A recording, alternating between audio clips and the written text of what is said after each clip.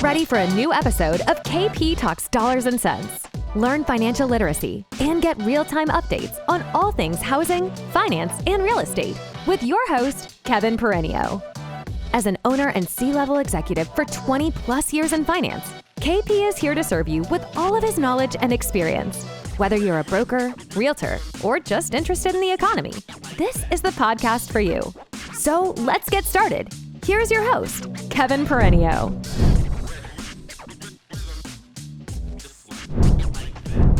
Hey, it's KP coming to you live from Sonoma, California. I'm here for the Mortgage Collaboratives Collab Lab. And there are two groups here, two collab labs that are here that are collaborating with an abundance mindset on dealing with issues of how we can make our company stronger, whether we have some executives, C-level owners, different positions and facets from mostly independent mortgage bankers from around the country. And we are sharing ideas, and we're celebrating Juneteenth together. And it is Juneteenth is typically the 19th, which was yesterday on a Sunday. So it was a federally observed holiday today for the first time in our nation's history. Today, Monday. So many federal, agencies, entities were closed for business. The stock market was closed, and it was. It's a Texas holiday. I think you've heard me said it last year on Juneteenth. I'm from Dallas, Texas, and I remember going to barbecues with my friends in the 90s celebrating Juneteenth. And just a little quick history recap. Corpus Christi found out about the Civil War and finally ended it. Corpus Christi, Texas, which is also the home of Whataburger, found out that the Civil War was over 2.5 years later, which is crazy if you think about it. And I believe there was a proclamation in a reading in Galveston where a general read that the Civil War had been proclaimed over. So Juneteenth is the official ending of all slavery in our nation, and we've come a long way as a country since then, and we have a lot more progress to make together. But it's nice to celebrate this holiday. It's turned into a great way to really give homage to our heritage and allow our country to speak to a better future. So Juneteenth, congratulations for all the companies out there that have adopted it and made it a part of their fabric. I know it's been a part of my life since the 90s. All right, what's going on? What's going on with the Fed? What's going on with the markets? What's going on with our industry? It's existing home sales week and retail sales week. We've got a lot of information coming out this week, coming off of last week's insane market sell-off in the stock market. Interest rates went up. Inflation is still a problem. The Fed, they spoke. They do think inflation will come down from this 8.6% peak down to about 5.35%.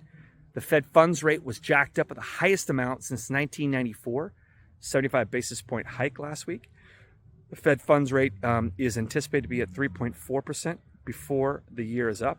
That's actually a little higher than most, a little lower than what the stock market has priced in. So we shall see. For those of us in the mortgage industry, we know that there has been absolutely insane amount of rates, and the amount of prices for borrowers has gone up tremendously. The monthly payment for mortgages for the average home through May is about $300 higher than a year ago. So we will see a little bit more of that as interest rates go up. I think the Freddie Mac official interest rate is at 5.7%. And we'll take another read on that this week. So inflation is still raging, but the producer price index that came out showed that it was a little bit lower than expectations. So if the inputs start to soften, if we start to see demand destruction, we start to see borrowers buy less goods and pay for less things and not want to pay for gas. Oh my God, I filled up. We filled up the SUV we used to haul our kids. We have 4 kids, so it's kind of a nightmare at our house. Thank God, only one of our 3 kids that played soccer had 4 soccer games this weekend. She was in a tournament in San Clemente, 2 each day. And I filled up our 29-gallon SUV, and I could only max out at 27 gallons for $175. That sucks. So people are feeling it at the pump. They're noticing it, and food and energy have continued to rise, and it's putting a real damper on things. So will housing slow down as a result of it? We're going to keep reading these data points, especially the existing home sales data that's coming out, I believe, tomorrow. And we've got some retail sales numbers coming out as well. It is a very unique transition time right now. Has the Fed gotten so far out in front of where the economy is heading? Are we in a recession already, or will we be heading into it? Will we skirt it? We're not really sure, but I can tell you right now that we are officially in a bear market. The S&P 500 is in a bear market. That means it's down 20% from its peak. The NASDAQ has been in a bear market, and we are in a bear market right now. 70% of the time we've gone into a bear market, we have gone into a recession. And the 10-year, 2-year Treasury yield curve inverted intraday yet again this past week. It's the second time it's happened in the last couple months. So that is usually a precursor to a recession as well. And by the way, Friday, the 17th, I believe, was quad witching. So quad witching is different than triple witching. For those of you that are trading stocks, options, or futures, I am not a financial advisor. I am not responsible for your losses, only your profits. And there's a lot less profits lately. The third Friday of every month is a big day for contracts expiring, for options contracts and for options and futures contracts. So what that means is commodities, futures, stock futures, and options, they all typically expire at a very heavy date. And that happened on Friday. That's called quad witching. So liquidity and credit are something that we're going to talk about and observe over the next coming months. Remember, credit makes the world go round, and credit depends on liquidity. So far, the credit markets are still good, although there might be some cracks in there. So there's a difference between liquidity and credit, and we'll talk about that. And I'll get back to you on Thursday. I'll do another video on Thursday. I'll do it from my desk, hopefully, or maybe some other event that's going on. But we are officially in a bear market, and I know it feels a little bit crazy out there if you're an originator or a realtor right now. But I will tell you, there's still a ton of people buying houses, or a tremendous amount of people buying houses. And we have to hunt them down and find them and help them and serve them. And a local originator that helps them find their first time home buyer experience using products and underwriting that you can't get anywhere else is absolutely the best way to go. So I know it's tough for some of the online lenders right now that have these big centralized refinance machines. They're really struggling right now, but all the local originators, this is their time to shine. You may not feel like you're shining because you're doing a lot less business than you were last year or the year before. But trust me, you're shining, especially for the company that's not going through layoffs and still really investing in the future. So speaking of that, there's a bunch of lenders here. We're here investing in our future and talking about ways to grow, and hope you are too with your business. Have a great day. Cheers.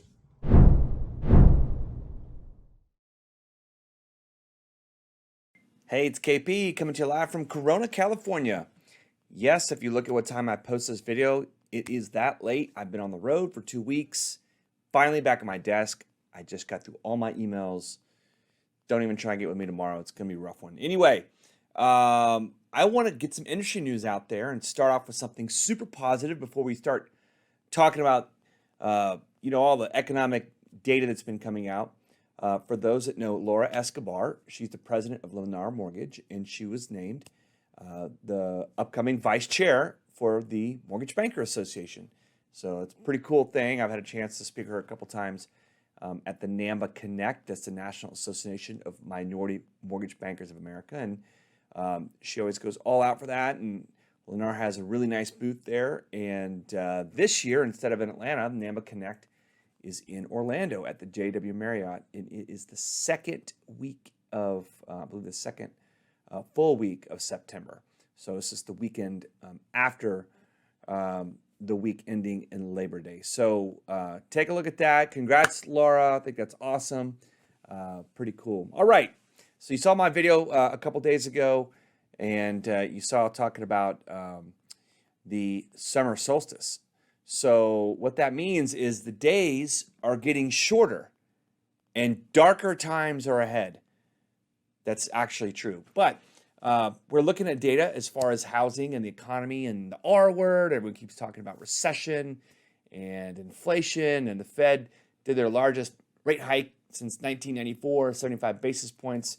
They've got another one coming up in July, might be another 75 basis points. It's 150 basis points potential moves in just 6 weeks. So are they slamming on the brakes with their blunt tools that they use?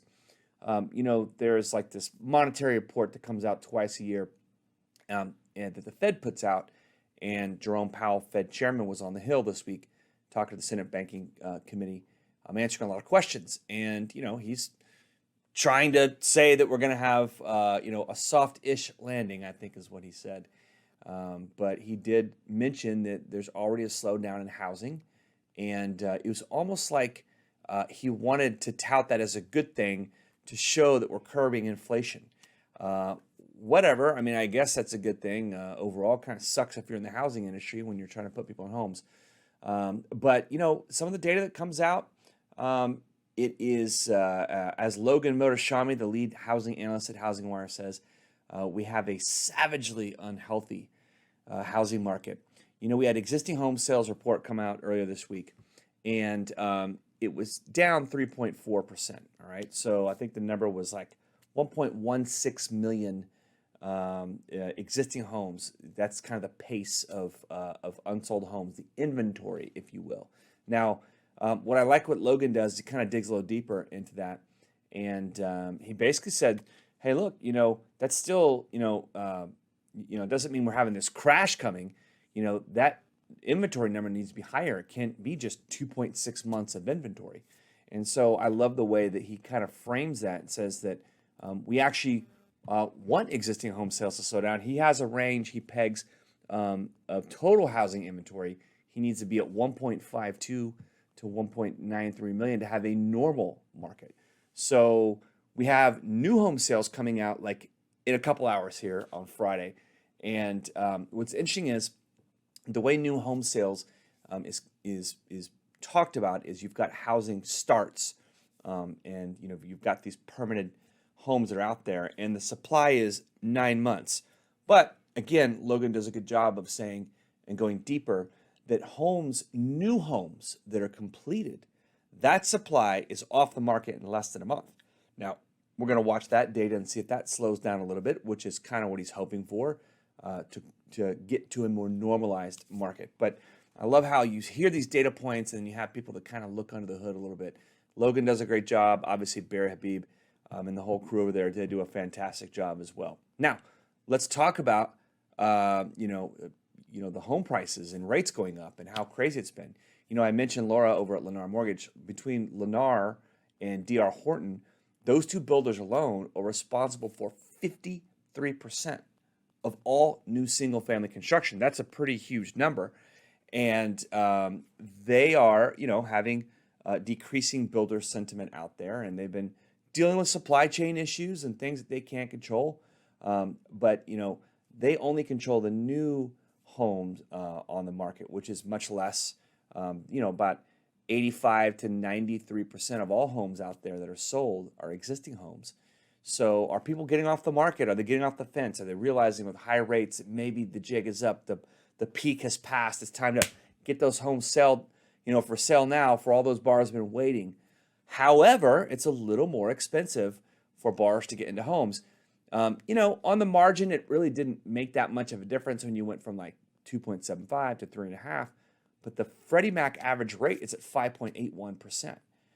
We have gone in a year about a $700 a month payment increase on the median home price in America of $400,000. The median loan of $400,000, by the way.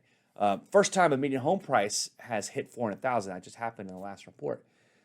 Just in the first 5 months of the year, the average payment for the median home price in America has gone up $500. So that's a big move.